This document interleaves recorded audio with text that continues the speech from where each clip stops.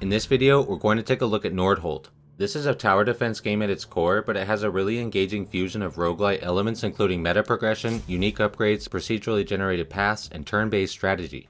On top of that, you are also in control of your kingdom which you are defending, so every turn integrates economic management and defensive readiness. This game recently released in 2025, and I must admit that I've quickly become addicted to it already. Let's take a look at some of the key features and unique gameplay aspects. Each game starts a new round from wave 1, and you'll have a set number of lives which get reduced if enemies reach your base. You'll have access to basic towers on the start, but with your meta progression you'll gain more advantages that carry over each time. So the point is to continue progressing into further waves and get as far as possible with each playthrough. Each wave will expand the path in a random direction outwards and create tower placement options with varying range or damage bonuses based on the height or type of the tile. The random generation of the path creates varying strategic scenarios which can result in some favorable positioning, or sometimes it can also split and divide enemies into different directions. And for each wave, the enemies will of course increase in number and strength, but there is also a wide variety of different enemy unit types which further increase the strategic depth. For example, there are some enemy units which have a protective shield barrier, a healing aura, or a speed increase, just to name a few.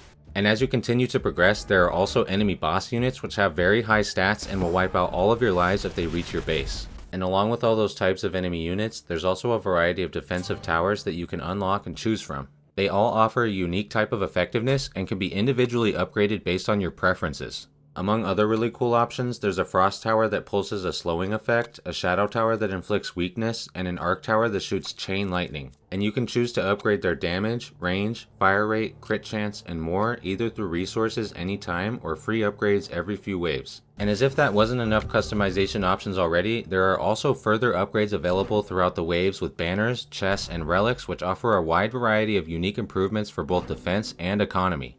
And some of these can be very influential, such as adding a bleed effect on arrow towers, adding more target jumps on arc towers, or adding a temporary decrease to building costs. You will also be able to select a hero for each playthrough, each of which brings unique traits and usable spells to the battlefield. So with each new playthrough you can customize your setup in anticipation of all the different types and combinations of enemy units.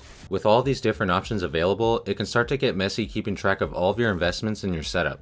And that's where the statistics window comes in. This will show you information such as damage output, cost comparisons, and more, all in real time. This is such an insanely cool feature to have in a tower defense game. If you've played an MMO, you're probably familiar with how addicting it can be to watch that DPS meter. So now on to the other main aspect of the game, which is managing your kingdom and your economy. Before exploring and activating each next wave of enemies, you'll have the opportunity to build production buildings, purchase workers, and assign them to different jobs. Keeping up with this and growing your economy throughout each wave is critical to maintain your defensive strength as enemies continue to ramp up. Aside from resource production, you can also add buildings and purchase upgrades within the kingdom which will offer further bonuses to your defense or economy. This introduces yet another level of planning and prioritization for each turn, which is the foundation of creating a powerful setup.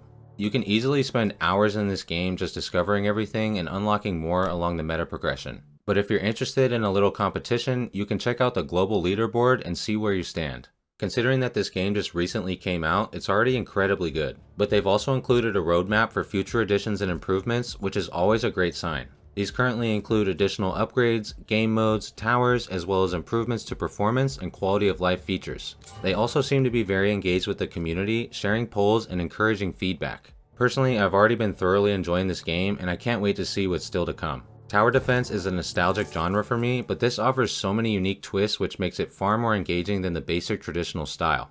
The graphics are nice, the sound design is enjoyable, and the progression of gameplay offers a continuous challenge. Let me know in the comments if you have any thoughts or feedback about this one. And I'll be adding some guides here to my channel with further details if you're interested in more gameplay information, so make sure to check that out. And don't forget to subscribe for more game reviews, guides, and similar content. Thanks so much, and I hope you enjoyed this video. Peace!